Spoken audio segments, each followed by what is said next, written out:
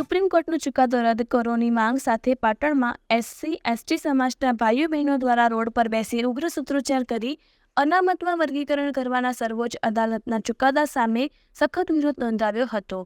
પાટણ શહેરના બગવાડા દરવાજા પાસે મુખ્ય રોડ પર અડધો કલાક સુધી રોડ વચ્ચે બેસી ઉગ્ર સૂત્રોચ્ચાર કરી ચક્કાજામ કરાતા વાહનોની લાંબી લાઈનો લાગી ગઈ હતી.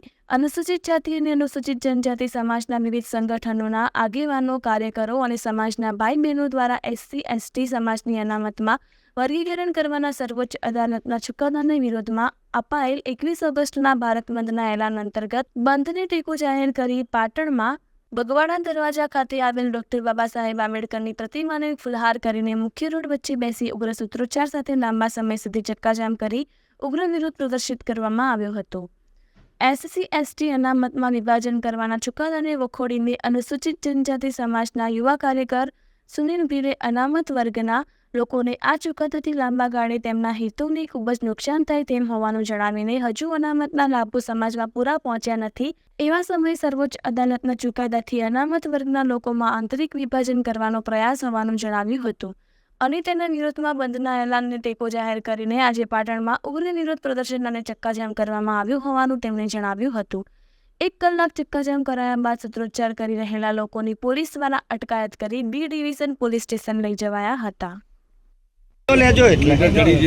નમસ્કાર, જય ભીમ મિત્રો. આજે 21 ઓગસ્ટ ભારત બંધના એલાનના અમે સમર્થન કરીએ છીએ, પરંતુ દુઃખ સાથે અમારા કહેવું પડે છે કે આજના ભારત બંધના એલાનમાં ગુજરાતમાં સંપૂર્ણ નિષ્ક્રિય હતા અને એની કોઈ જવાબદારી કોઈ સંગઠને ના લીધી, એટલે એની અસર નહીં થઈ એનું અમને દુઃખ છે અને સ્વીકાર્ય છે.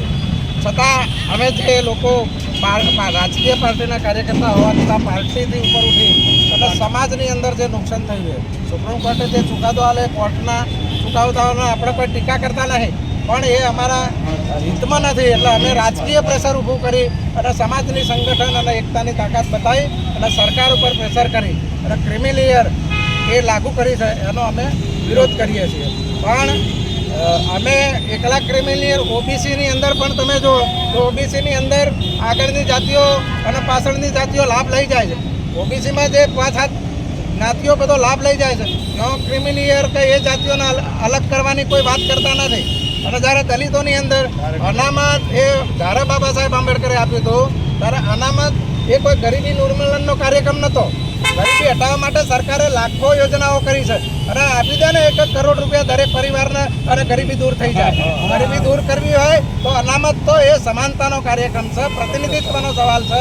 રાજકીય સામાજિક રીતે રાષ્ટ્રની અંદર આ છેવાડાના માણસો પ્રતિનિધિત્વ કરી શકે એનો પ્રશ્ન છે. એટલે જે લોકો સમજ્યા વગર આ ક્રિમિનલ લાગુ કર્યું છે એનો અમે સખત વિરોધ કરીએ છીએ. ભારત બંધને અમે સંપૂર્ણ સમર્થન કરીએ છીએ અને દુઃખ પણ વ્યક્ત કરીએ છીએ કે આજે અમે જે અસર પાડવી પડે એ અસર પડી નથી. છતાં અમે અહીંયા અમારો ટોકન કાર્યક્રમ આપીએ છીએ. આંબેડકરજીને ફુલહાર કરી અને જે પણ મિત્રો હાજર છે એના સંગઠન થકી એક સંદેશો પહોંચાડીએ છીએ સમાજમાં કે આ જે કંઈ નિર્ણય છે એ અમે એક વ્યક્તિ તરીકે નહીં પણ સમાજના પ્રતિનિધિ તરીકે અહીંયા ઊભા છીએ અને સમાજને સંદેશો આપીએ છીએ કે શક્તિ બતાવવી પડશે, નહીંતર વેર વિખેર થઈ જશે.